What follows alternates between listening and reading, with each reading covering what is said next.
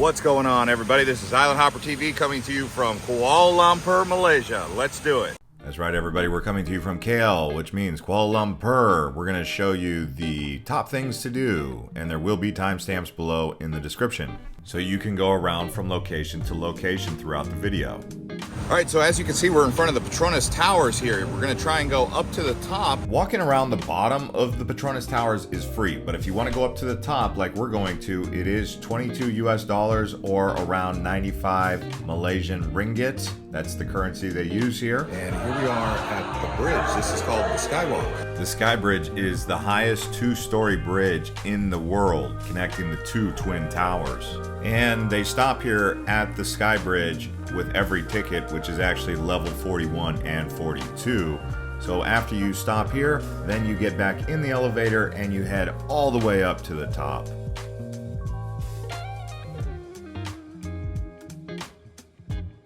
So you go from level 42 all the way up to level 86, and here you are at the top of the Petronas Towers, which at one point in time were the tallest towers in the world until Burj Khalifa came along. Nowadays, these towers are the third largest in Kuala Lumpur because the Merdeka 118 building is now going to be the tallest, standing at 2,227 feet. That's 118 floors to be completed here in 2023. And another thing to do nearby the Petronas Towers is the KLCC Fountain, which is basically a smaller version of what you would see at Burj Khalifa in Dubai. Every evening around 7 p.m. they do a KLCC Fountain show, and then they do every half hour until 10 p.m. And this park that we're walking around here is called KLCC, right next to the Petronas Towers. So the three things to do here: KLCC Park, Fountain, and the Petronas Towers. That's three things to do while you're here. In case you're wondering what KLCC means, it's Kuala Lumpur City Center. So the park itself sits on 50 acres. It has a garden and a lake with a wide variety of flora and fauna. You can just walk around, hang out. The park is open from 7 a.m. to 10 p.m. and admission is free, so that's a good thing. There's also a children's playground, a public swimming pool, and a wading pool for children. And as we continue to show you around Kuala Lumpur here, I want to let you guys know that we did launch a travel masterclass. If you sign up as a channel member, you get access to that, become an island hopper, and that's what comes with it. There is over 10 courses talking about what you can do to start traveling internationally, all the things that you should consider. And here we are at Pedaling Street Market. This is Chinatown. Let's go look. And here we are at Chinatown. Now, something you may not know is Kuala Lumpur is actually a newer city. It was founded in 1857 by 87 Chinese tin miners.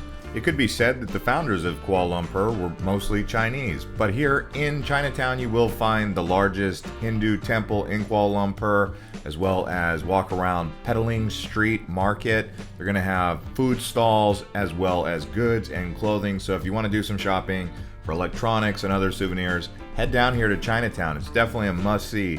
While here, try the Hainanese chicken rice, a must-try while in Chinatown.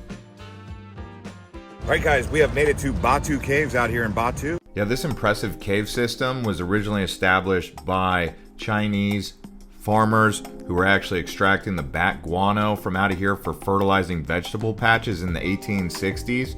But then a Hindu man discovered this place and said it was a sacred area, so they made a temple here, and that's why you see this now Hindu temple with this big statue and colorful stairs that you walk up to where the actual cave is. Now, while you're walking up, you're going to see a lot of monkeys. The monkeys may try to steal your water bottle or even take your backpack from you, your camera.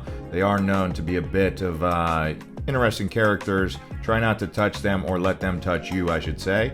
But yeah, once you get to the top, you're inside the cave and you will see just how impressive it is up here in these limestone caves. One thing I will say is going up those stairs can be a bit intense, so make sure you're ready for that because in Kuala Lumpur, it can get very hot pretty much year round. One of the reasons why this Hindu temple is here is because Malaysia has many Indian descendants who've actually settled here. And as we continue walking around here at the Caves Villa, which is right next door to the actual Caves Temple up top, you can see very nice place, but I want to continue to give you some insight into the demographics of Kuala Lumpur. So there is a large population of Chinese, a large population of Indians, but the largest population is actually going to be the native Malay people. And the native Malay people are Islamic. And the official religion of Malaysia is Islam. But you can still see other religions are still respected here, as you can see with this Hindu temple here at the Batu Caves. Now it is very colorful, and they have allowed them to paint the inside of the caves. Some good old soup. Now let's talk about the food here. So in Chinatown, you're going to have a wide variety of Chinese cuisine, including dim sum and roasted meats. So do try that. Also, Indian food is very popular here. They're going to have rice biryani, tandoori chicken, naan, which is like a flour kind of bread. And then you have plenty of Malaysian street food. That's the legendary food that you're going to get here, like Penang curry. You're also going to get nasi lemak, satay, char kway teow, laksa. So when you get to the airport, they're going to say, hey, make sure you try some laksa or try some satay. And in case you're wondering, anytime you see nasi, that basically means rice. So if it's nasi goreng, that means fried rice. Now they also have a fusion of food here. So they've got this blended food of international cuisine, everything from lemak burgers, ramen burgers, durian pizza, which is like a fruit. Actually, when you go into hotels, they'll say, don't bring any durian inside the hotel, because what happens is when it ferments and rots, it smells beyond horrible. But it actually tastes like a yogurt when you're eating it, and it's fresh.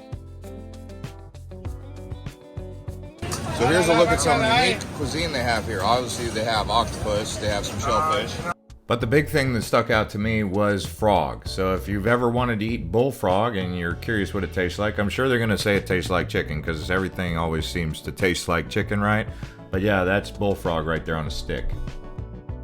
Next up, we're going to head to the high country. This is the Genting Highlands. Up here they have Resorts World.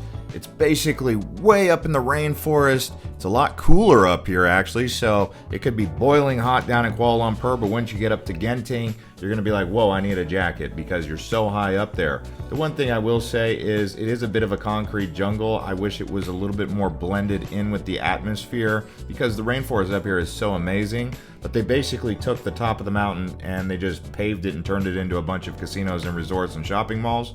But still, it's really cool to be up here. And Resorts World is still the world's largest hotel, so that's an interesting accomplishment that they've achieved. But you can see it's a really modern area up here. The elevation, by the way, is 6,200 feet, so that's above a mile high. The drive to get up here by private car takes about an hour to an hour and a half, depending on traffic, because they can get a bottleneck of traffic that can slow everything down. One accident, and the next thing you know, it's going to take 2 hours to get to and from. Now, the activities that you're going to have up here, aside from going to casinos and gambling, are going to be going to the indoor theme park like Skytropolis, which we'll show you around here. They've got rides. Most of them are for kids, but there's also like an arcade. It's a fun place. It's an indoor theme park.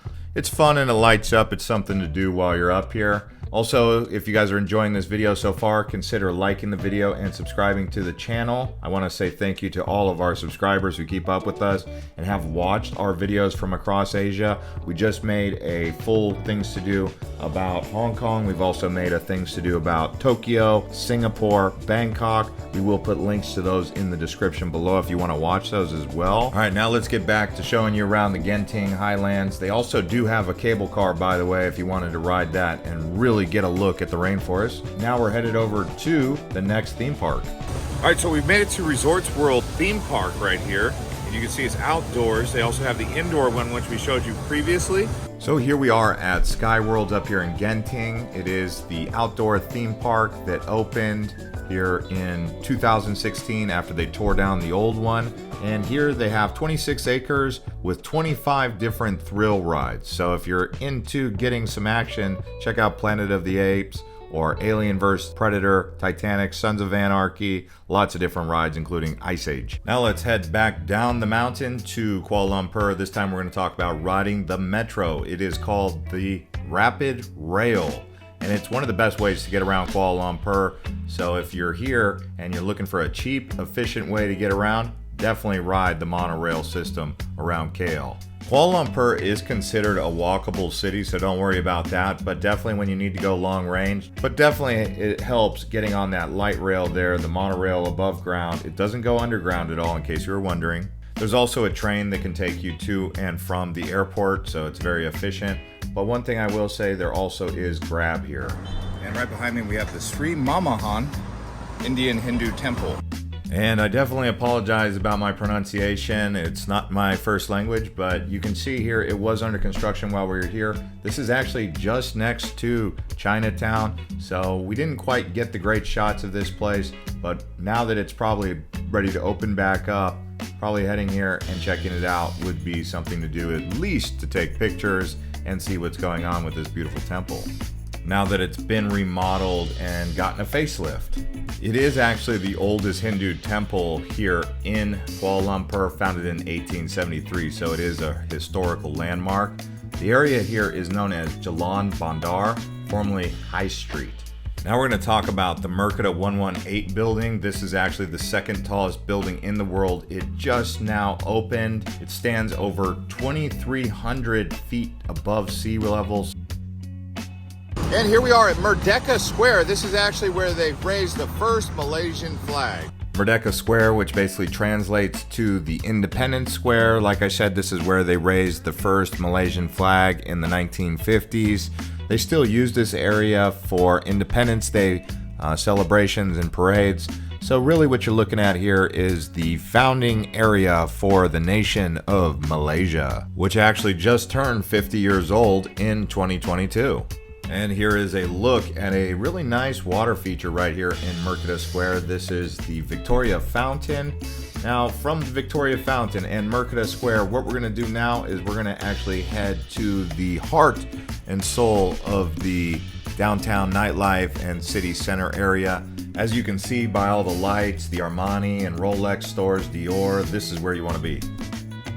All right, we've made it to a popular area called Bukit Bintang. Yeah, so if you're looking for nightlife, this is where you want to be. It's got upscale shopping malls, trendy restaurants, cafes, vibrant nightlife, very modern part of Kuala Lumpur. There's also a Lot 10 shopping center, Star Hill Gallery, the Pavilion at Kuala Lumpur. Add all of those to your list to at least check out while you're here. And you can easily arrive here by taking the monorail, so the rail system connects to here.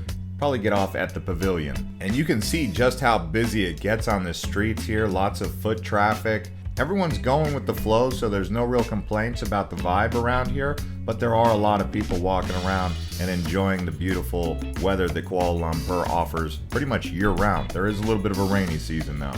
Now, they do have two rainy seasons. October through January, there is monsoons, and then again in March to April. And here we are at Jalan Alor. This is actually a art street. So Alor and Jalan Alor are a bit different. Alor Street has all the art. So if you're looking for some of that unique Kuala Lumpur city art, you just go down Alor Street. But once you get to Jalan Alor, it then becomes the bustling food street that you're looking for. But this right here that you're looking at is called Alor. That's where they have all of the street art. And this is Jalan Alor Street right here. You can see they've got food stalls on both sides. Great place to come at night if you like to eat.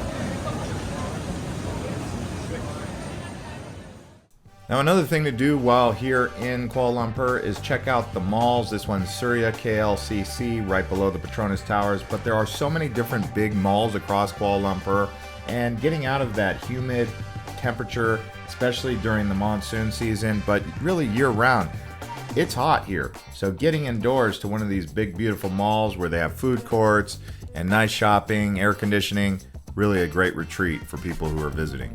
And Kuala Lumpur is most certainly a very modern city, as you can see by the insides of their malls. And here we are at the Saloma Link Bridge. You can see it's very colorful, and it is a pedestrian bridge, bicyclist bridge, going right across the Klang River here in KL. But people come here to take pictures. It is a 69 meter or 226 foot long bridge. It is fairly new, so if you haven't been to Kuala Lumpur for a while, this is an addition, opened in 2020. This area you're looking at here is known as Little India, also has a name called Brickfields, so it's a colorful area. You can see lots of shopping going on down here. They have pancakes, banana leaf curries, and if you wanted to get here by monorail or tram, get off at the KL Central Station, and this is where you'll find this really cool little area called the Brickfields. And the reason it is called the Brickfields is because this was a gigantic clay field that was used to produce the materials to build the early establishment of Kuala Lumpur. One thing you can do when you get here is go to these flea markets or these various different markets across town. You can get good deals on shoes. They are a little bit off-brand though, even though they say they're a brand name. But hey, if you need a $50 pair of shoes that's going to last you for 6 months, go to one of these flea markets across the city, where you can get cheap jewelry, cheap sunglasses, shirts, clothing, whatever you need. Just some general facts for you about Kuala Lumpur. There is a metro population of 7.5 million. It is one of Asia's fastest growing cities. If you just talk about the city of Kuala Lumpur, it's 1.8 million, but the whole metro area really is booming, so expect a lot of growth over the next few years. Also one of the most popular tourist destinations in the world. Anyways, guys, thanks for watching this episode of Island Hopper TV from Kuala Lumpur. You can watch Singapore and Bangkok next just by clicking those links. Also, thank you to all of the subscribers and channel members who support this channel. We will see you guys on the next one.